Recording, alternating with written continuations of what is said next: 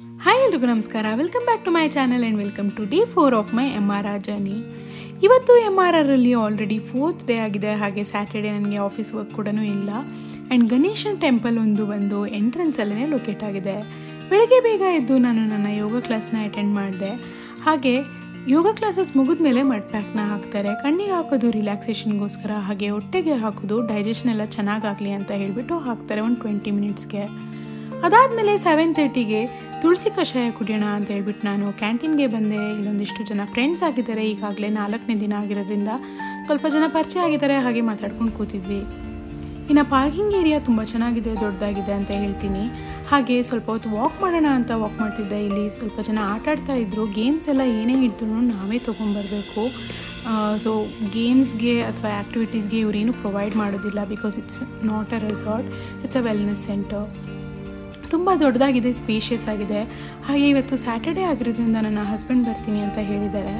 ಅವ್ರಿಗೋಸ್ಕರ ವೆಯ್ಟ್ ಮಾಡಿಕೊಂಡು ಹಾಗೆ ವಾಕ್ ಮಾಡ್ತಾ ಇದ್ದೀನಿ.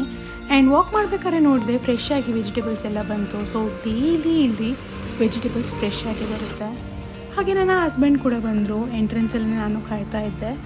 ಆ್ಯಂಡ್ ಪಾರ್ಕಿಂಗ್ ಸ್ಪೇಸ್ ತುಂಬ ದೊಡ್ಡದಾಗಿದೆ ಅಂತ ಹೇಳಿದೆ. ಸೊ ಈ ಥರ ಇದೆ ನೋಡಿ ಇಲ್ಲಿ ಎಷ್ಟು ದೊಡ್ಡದಾಗಿದೆ ಅಂತ. ಅದಾದಮೇಲೆ ನಾವು ಬ್ರೇಕ್ಫಾಸ್ಟ್ಗೆ ಅಂತ ಹೋದ್ವಿ. ಪಪ್ಪಾಯ, ಬಟರ್ ಮಿಲ್ಕ್ ಹಾಗೆ ಗಂಜಿನ ಕೊಟ್ಟಿದ್ರು.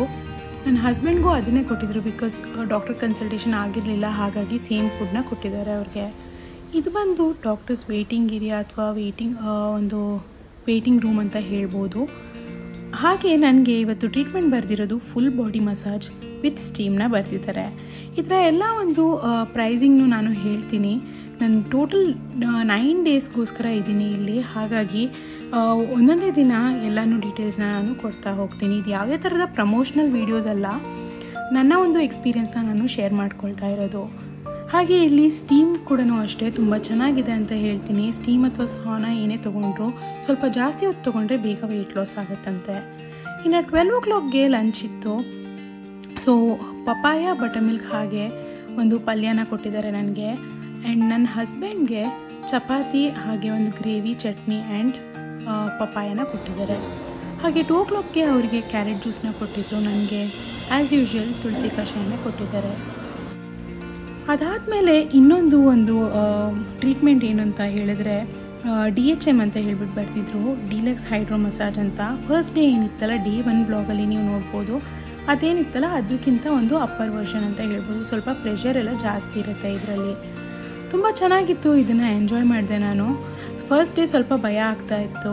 ಸೊ ಅದಾದಮೇಲೆ ಇದು ಆಲ್ರೆಡಿ 4th ಡೇ ಆಗಿರೋದ್ರಿಂದ ಏನೋ ಅಷ್ಟೊಂದು ಭಯ ಇಲ್ಲ, ನಾರ್ಮಲಾಗೇ ಇದ್ದೆ.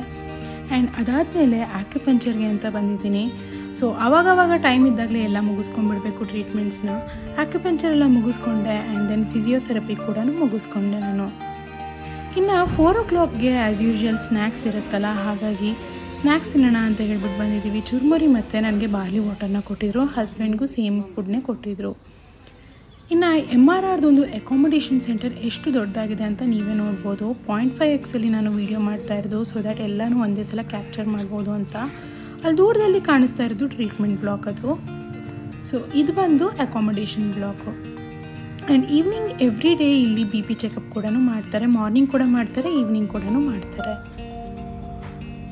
ಆ್ಯಂಡ್ ಈ ಒಂದು ಸ್ಪೇಸ್ ಬಂದು ಟ್ರೀಟ್ಮೆಂಟ್ ಬ್ಲಾಕ್ ಎದುರುಗಡೆನೇ ಇರುವಂಥದ್ದು.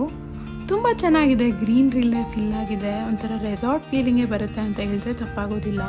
ಇನ್ನು ಈ ಕಡೆಯಿಂದ ಡಯಟ್ ಸೆಕ್ಷನ್ಗೆ ಹೋಗ್ಬೋದು. ಡಯಟ್ ಸೆಕ್ಷನ್ ಅಂತ ಅಂದರೆ ಇನ್ನೇನು ಕ್ಯಾಫೆಟೇರಿಯಾ ಅಥವಾ ಕ್ಯಾಂಟೀನ್ ಅಂತ ಏನು ನಿಮಗೆ ತೋರಿಸಿದ್ನಲ್ಲ, ಆ ಒಂದು ಜಾಗಕ್ಕೆ ಹೋಗೋವಂಥ ದಾರಿ ಇದು. ಹಾಗೆ ಮೇಲ್ಗಡೆ ಇಲ್ಲಿ ಹತ್ತೋದ್ರೆ ಒಂದು ಪುಟ್ಟದಾಗಿ ಪಾರ್ಕ್ ಥರನೂ ಮಾಡಿದ್ದಾರೆ.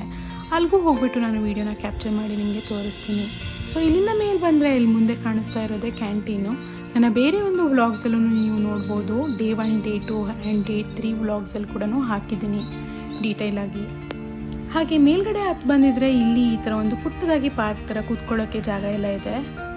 ಸೊ ಎಲ್ಲ ಒಂದು ಜಾಗನ ನಾನು ಎಕ್ಸ್ಪ್ಲೋರ್ ಮಾಡಿದ್ದೀನಿ ಯಾವ ಥರ ಇದೆ ಅಂತ ಹೇಳ್ಬಿಟ್ಟು. ಇನ್ನು ಮೇಲ್ಗಡೆ ನನ್ನ ರೂಮಿಂದ ಈ ಥರ ಕಾಣಿಸುತ್ತೆ ವ್ಯೂ. ಅಕಾಮಿಡೇಷನ್ ಸೆಂಟರ್ ಅಂತೂ ತುಂಬಾ ಹ್ಯೂಜ್ ಆಗಿದೆ. ಹಾಗೆ ತುಂಬ ಸ್ಪೇಷಿಯಸ್ ಆ್ಯಂಡ್ ಕ್ಲೀನಾಗಿ ಮೇಂಟೈನ್ ಮಾಡ್ಕೊಂಡು ಬಂದಿದ್ದಾರೆ ಅಂತ ಹೇಳ್ತೀನಿ. ಆ್ಯಂಡ್ ಇಲ್ಲಿಗೆ ಬಂದರೆ ಒಂದು ಆಲ್ಮೋಸ್ಟ್ ಪರ್ ಡೇ 2000 ಹತ್ತತ್ರ ಆಗುತ್ತೆ ಅಂತ ಒಂದು ಅಂದಾಜಿದೆ.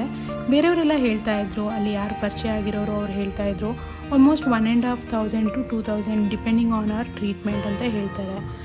ಹಾಗೆ ಈವ್ನಿಂಗು ಇವತ್ತು ಜುಂಬಾ ಕ್ಲಾಸ್ ಇರೋದು, ಸ್ಯಾಟರ್ಡೇ ಆಗಿರೋದ್ರಿಂದ ಜುಂಬಾ ಕ್ಲಾಸ್ ಇದೆ. ಹಾಗಾಗಿ ನಾನು ಜುಂಬಾ ಕ್ಲಾಸ್ನ ಅಟೆಂಡ್ ಮಾಡೋಣ ಅಂತ ಬಂದೆ. 2 hours ಇದೆ ಇವತ್ತು ಜುಂಬಾ ಕ್ಲಾಸು. ತುಂಬ ಚೆನ್ನಾಗಿತ್ತು ಅಂತ ಹೇಳ್ತೀನಿ. ಜುಂಬಾ ಕ್ಲಾಸ್ ಅಂತೂ ನನಗೆ ತುಂಬ ಅಂದರೆ ತುಂಬಾ ಎಂಜಾಯ್ ಮಾಡಿದೆ. ಇನ್ನು ನೈಟ್ ಡಿನ್ನರ್ ಬಂದು ನನಗೆ ಪಪಾಯ ಹಾಗೆ ಒಂದು ಸೂಪ್ ಮತ್ತು ಒಂದು ಪಲ್ಯನ ಕೊಟ್ಟಿದ್ದಾರೆ.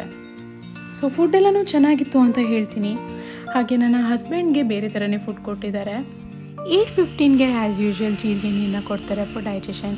ಈ ವ್ಲಾಗ್ ನಿಮಗೆ ಇಷ್ಟ ಆದರೆ ಲೈಕ್ ಮಾಡಿ, ಕಾಮೆಂಟ್ ಮಾಡಿ, ಹಾಗೆ ಚಾನಲ್ನ ಸಬ್ಸ್ಕ್ರೈಬ್ ಮಾಡೋದನ್ನ ಮರಿಬೇಡಿ. Thanks for watching. ಬಾಯ್.